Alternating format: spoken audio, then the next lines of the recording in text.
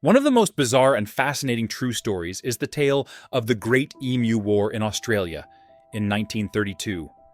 Following World War I, many Australian soldiers were given land in Western Australia to farm.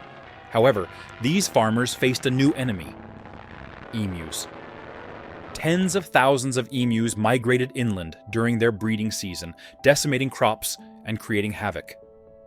The farmers, desperate to protect their livelihoods, sought assistance from the government. The government responded by deploying soldiers armed with machine guns to combat the emu invasion, essentially declaring war on the large, flightless birds. The war was a disaster. The emus proved to be surprisingly resilient and difficult targets, often evading the soldiers' gunfire with their speed and agility.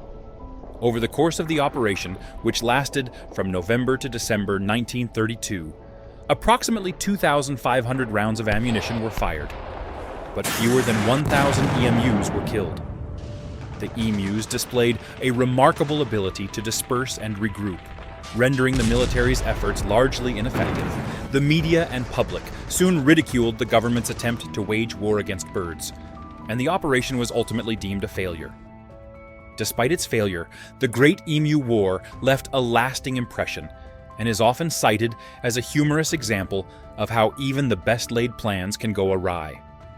The government eventually abandoned the use of military force and instead implemented a bounty system to control the emu population, which proved to be more effective. This unusual episode highlights the unpredictability of nature and the sometimes absurd lengths humans will go to in their efforts to exert control over it.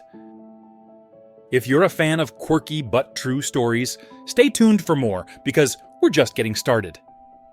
Consider giving us a thumbs up and a follow, and don't forget to share us with friends or just keep it greedily to yourself.